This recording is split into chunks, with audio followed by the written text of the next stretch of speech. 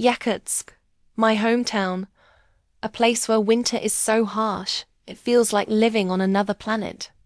Yet, we've found ways to adapt, and food plays a crucial role in that. From shopping at the world's coldest market to the hearty meals that keep us warm and fueled, I'll show you what a typical day of eating looks like, and how we survive in the coldest city on Earth. I start my day with breakfast, one of the most important meals here in Yakutia. It needs to be hearty and packed with calories to prepare us for the cold ahead. Today, I'm making traditional Yakutian pancakes, a simple mix of flour, water, milk, and an egg. Fried in oil, they're quite fatty, but that's exactly what keeps us fueled for the day. Another dish is whipped cream with frozen berries. This refreshing and delicious treat is often enjoyed with pancakes. We use a special Yakutian wooden whipper to make it light and fluffy. A perfect complement to the meal. In Yakutia, having two breakfasts is completely normal. It's how we stay warm in this freezing cold. Yakutia's freezing temperatures make it nearly impossible to grow food locally. So most of our food is transported from warmer regions thousands of kilometers away, which drives up costs. We have large supermarkets in Yakutsk, where you can find almost everything, but prices are about double those in Central Russia. Vegetables and fruits are limited and very expensive. Tomatoes, for example, cost around $10 for just 500 grams. This is steep, especially considering the average monthly wage here is about $800. By the way, I lost the audio from this grocery shopping video, so if it looks like I'm talking to the camera without sound, now you know why. Canned beef, or tushonka, is still very popular here. Older generations remember it as a staple during food shortages across the former Soviet Union.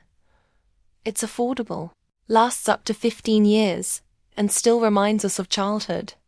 It pairs perfectly with pasta for a hearty, simple meal. Another local favorite is rusk, a twice-baked bread with unique flavors like jellied meat with horseradish.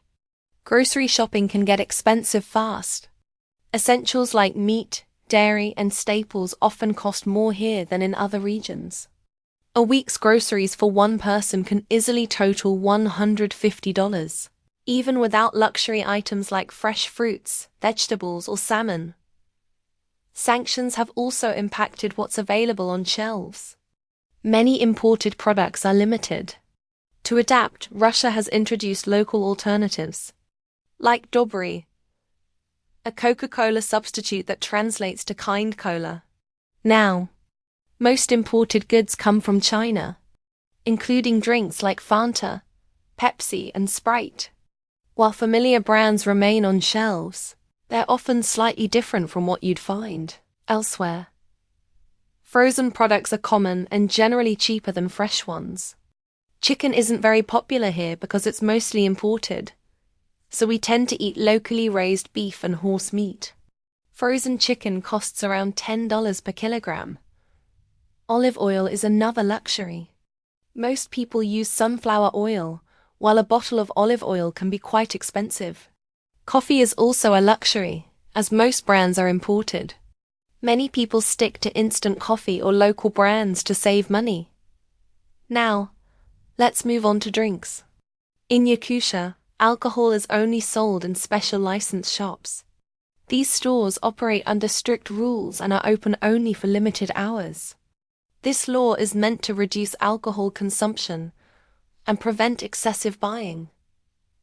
When it comes to wine, the selection is quite limited. Most good wines are produced abroad, but they're hard to come by here. Instead, most wines available are from Georgia or Armenia. They're more affordable and easier to import. For lunch, most office workers here head to the canteen. It's fast, affordable, and serves comforting, home-style meals.